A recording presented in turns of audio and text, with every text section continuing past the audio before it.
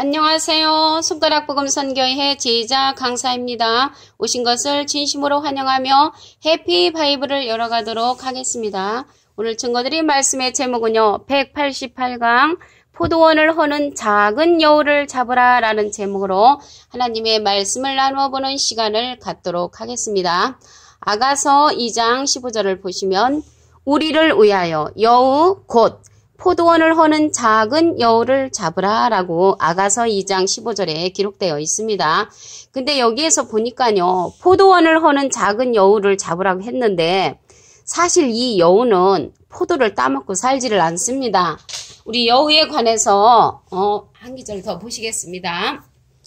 에스겔서 13장 2절을 보시게 되면은 인자야 너는 이스라엘이 예언하는 선지자를 쳐서 예언하되 자기 마음에서 나는 대로 예언하는 자에게 말하기를 너희는 여호와의 말씀을 들으라 라고 했습니다. 자기 마음에서 나는 대로 예언하는 자가 여우라는 것입니다. 에스겔서 13장 3절을 보시게 되면은 주 여호와의 말씀에 본 것이 없이 자기 심령을 따라 예언하는 우매한 선지자에게 화 있을진저 이스라엘아 너희 선지자들은 황무지에 있는 여우 같으니라. 여우 같은 선지자가 누구냐면 에스겔서 13장 2절에 보니까 자기 마음에서 나는 대로 예언하는 자가 여우 같은 선지자고요. 에스겔서 13장 3절에는 자기 심령을 따라 예언하는 우매한 선지자가 황무지에 있는 여우 같다고 상징이 되어 있습니다. 근데 여우를 한번 보시면 마태복음 8장 20절에도 예수께서 이르시되 여우도 굴이 있고 공중의 새도 거처가 있으되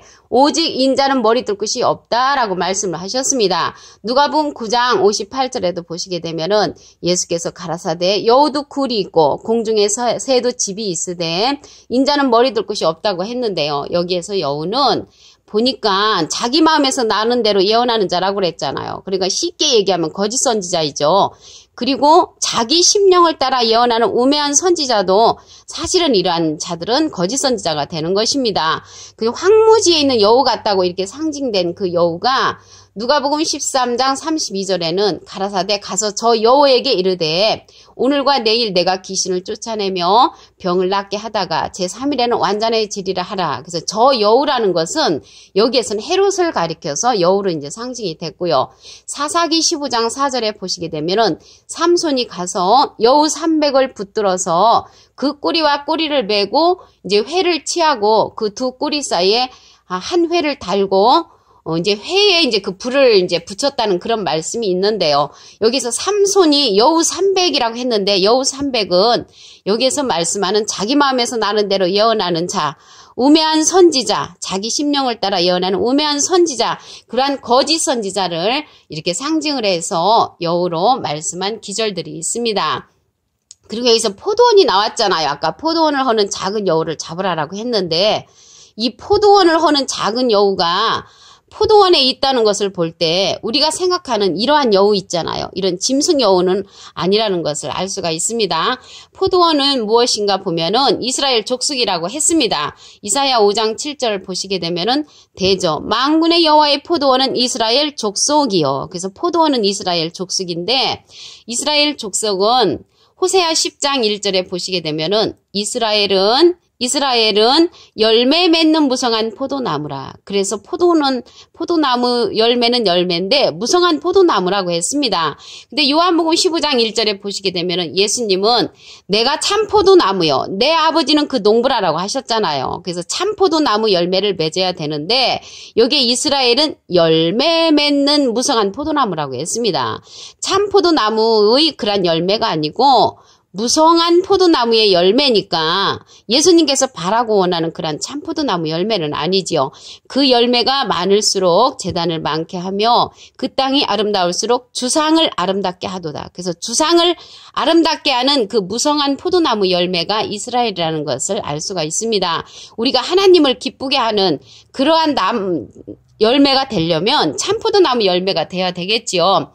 여기 주상을 아름답게 하는 그러한 열매는 저희가 두 마음을 품었으니 이제 죄를 받을 것이라고 했고요. 하나님이 그 제단을 쳐서 이제 깨치신다고 하셨고 그 주상을 헐으신다고 했습니다. 여기에서 주상은 쉽게 말씀드리면 우상을 이제 상징을 합니다. 그럼 이제 여기에서 보면은 포도원은 이스라엘 족속이라고 했고요. 무성한 포도나무 열매는 주상을 아름답게 한다는 말씀을 드렸습니다. 그리고 이제 여우들이 그 노는 곳이 있습니다. 여우들은 어디에서 노냐면 황무지로서 거민이 없는 곳에서 놀고 있습니다. 예를 들어서 깡패들이 노는 곳은 어디예요? 깡패들이 그런 집단에서 놀죠. 하나님의 사명자들은 하나님의 생명의 참포도나무의 말씀 가운데 놀지요.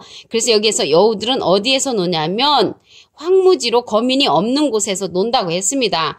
에스겔서 13장 4절을 보시게 되면은 이스라엘아 너의 선지자들은 황무지에 있는 여우 같으니라. 그래서 황무지에 있는 여우들은 이러한 선지자들은 황무지에 있는 여우 같은 그런 선지자들은 황무지에 있다는 것을 알 수가 있습니다.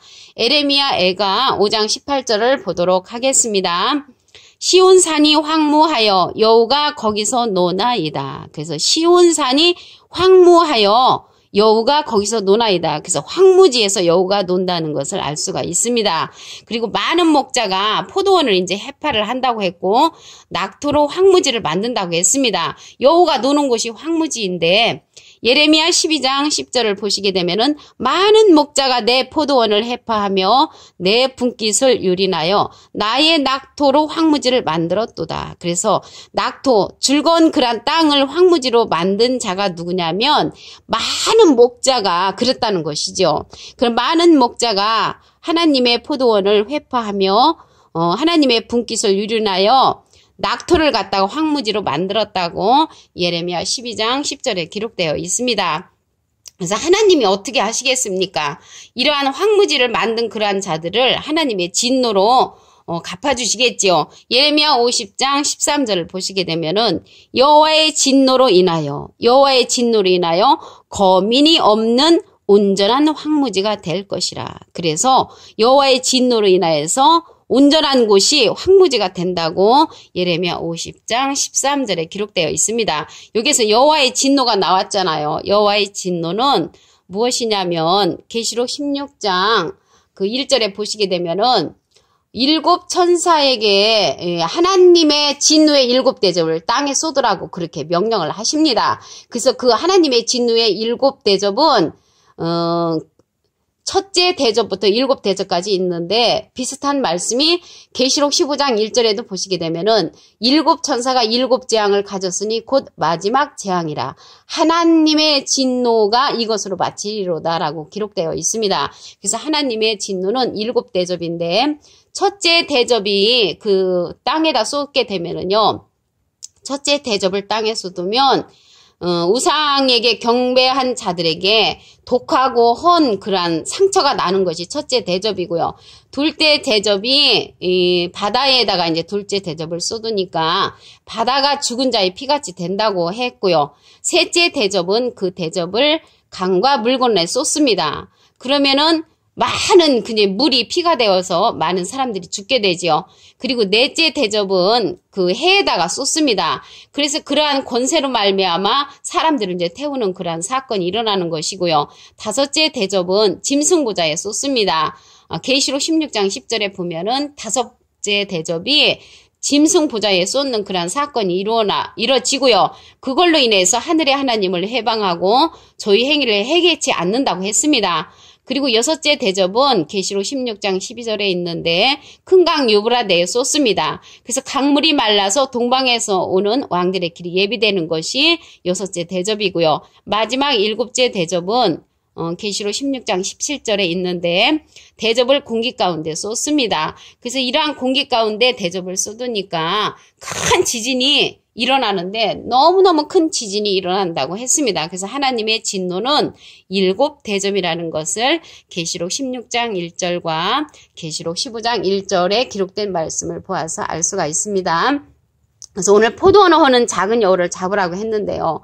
여우는 여우가 아니었죠. 여우는 에스겔서 13장 2절에 보니까 자기 마음에서 나른 대로 예언하는 자, 그 거짓 선지자가 여우 선지자였고요. 에스겔서 13장 3절에 보니까 자기 심령을 따라 예언하는 우매한 선지자에게 화가 있다고 그랬죠. 이러한 자들은 에스겔서 13장 4절에 보니까 이스라엘아 너희 선지자들은 황무지에 있는 여우 같은 선지자라고 기록되어 있습니다. 그리고 포도원은 이스라엘 족속이며 무성한 포도나무 열매는 우상을 아름답게 한다고 했습니다. 우상은 주상이지요.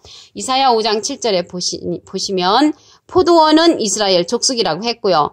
근데 예수님은 참 포도나무였지요.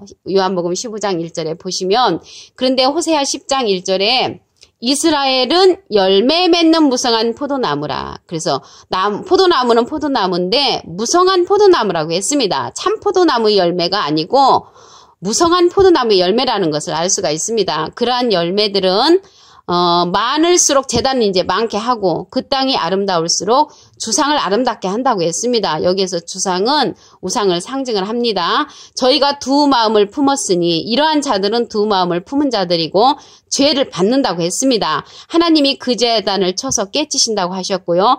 그 주상을 헐으신다고 했습니다. 아까 포도원을 허는 자는 작은 여우라고 했잖아요.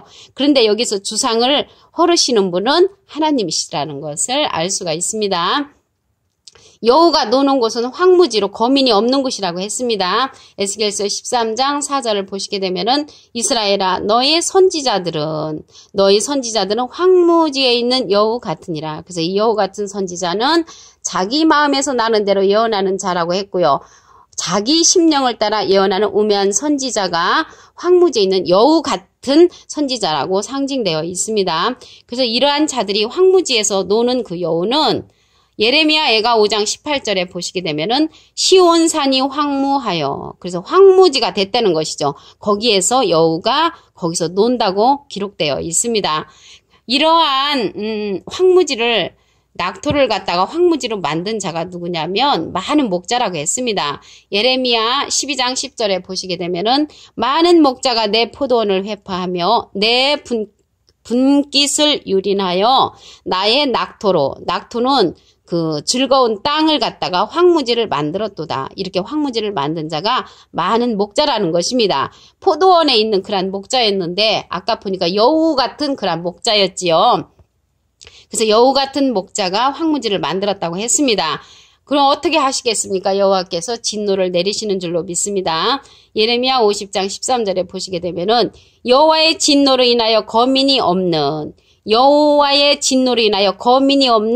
온전한 황무지가 될 것이라. 그래서 거민이 없는 그 온전한 황무지는 여우들이 있다는 것을 알 수가 있습니다. 그래서 여기서 하나님의 진노는 계시록 15장 1절과 계시록 16장 1절 그 밑에 말씀을 쭉 보시게 되면은 하나님의 진노는 7 대접의 그러한 재앙이 하나님의 진노라는 것을 알 수가 있습니다. 오늘 188강 포도원을 허는 작은 여우를 잡으라라는 말씀으로 하나님의 말씀을 상고해보는 시간을 가졌습니다. 감사합니다.